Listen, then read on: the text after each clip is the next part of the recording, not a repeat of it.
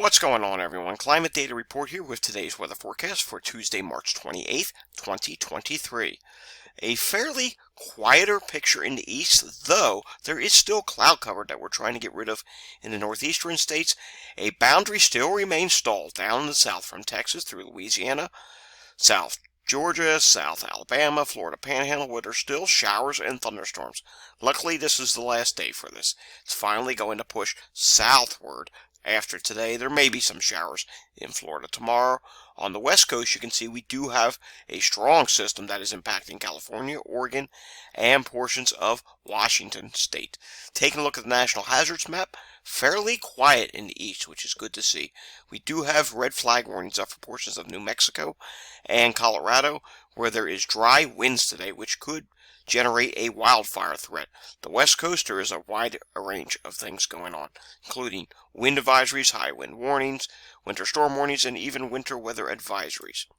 SPC for today does show a marginal risk of severe weather in extreme southern Texas, portions of Florida, southern Georgia, southern Alabama, and southern Mississippi. No major tornado threat is expected for today. Taking a look at the day 2 outlook, not much in the way of severe weather expected. In fact, there's not even a marginal risk area. Day 3, there is a marginal risk area for portions of Texas and Oklahoma, also up into Nebraska. Day 4 is the day that we are really concerned about, which is Friday.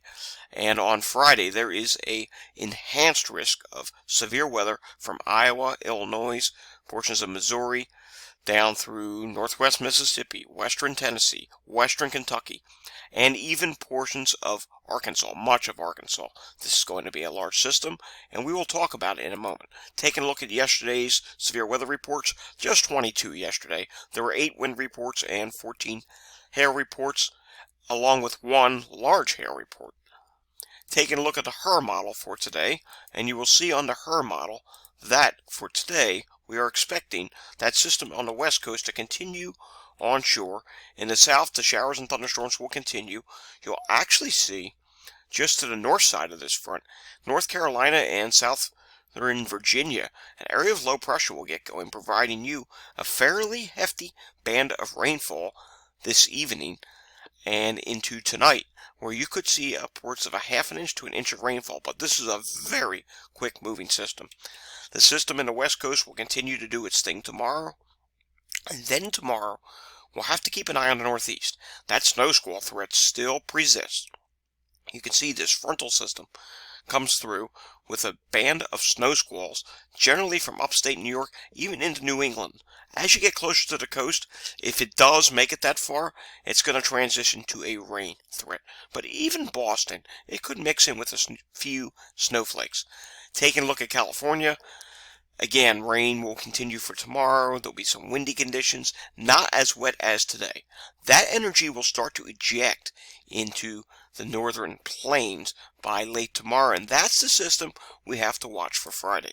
Taking a look at temperatures over the next several days, today is going to be in the upper 80s down in Florida, and 50s in the mid-Atlantic region, 70s and 60s in Texas. The western half of the state is going to be warmer than the eastern half of the state. As we get into Thursday, look what happens here. Warm air really starts to advance up from Texas, Oklahoma, even into Kansas, and that's going to be the fuel that starts setting up the stage for the next system. Let's take a look at the GFS. Here's the GFS. Here's the system in the west coast. Here's the system that sets its stage up for Friday. We're not too concerned with Thursday anymore. Yes, there's a marginal risk. Yes, that could go up to a slight risk, but this system has slowed itself down now. And because of that, Thursday's not as big of a threat. Friday, we have a big threat. Look here. You can see here on GFS, Friday evening, these are strong to severe storms being advertised just west of Kentucky, in Illinois, Iowa, and Arkansas. Also, here's your parent area of low pressure, 979 millibar low in Wisconsin. Just to the southeast of that, there is a significant tornado threat. Let me show you some dynamics here. Here's the 500 millibar setup. Watch what happens here. You have a very strong area of vorticity energy with this system, coupled with, look what happens ahead of it. You have temperatures that warm up into the 70s. You will have dew points that get up into the low to mid 60s in this region. So yes, this is something we really have to watch. And we also have instability that pops up in this area as well. Look at the instability CAPE levels. They get anywhere from above 1,000 up to almost nearly 2,000 in this region. So you have the instability, you have the energy at the 500 millibar level, you have the dew points going up, you have the temperatures rising, and shear, plus a strong area of low pressure. This is going to be a significant tornado threat.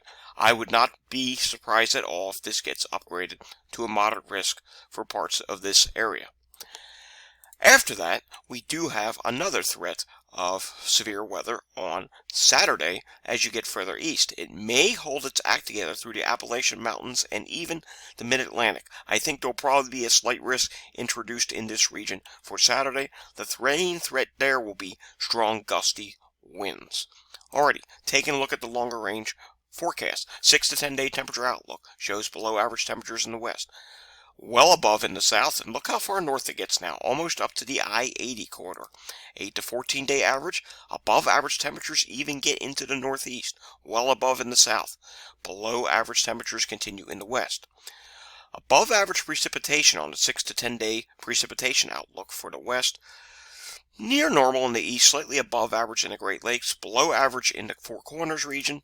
8 to 14 days shows above average in the west, well above from Louisiana on up through to Indiana, and near normal in the northeast. Alright, the key takeaways from today's forecast.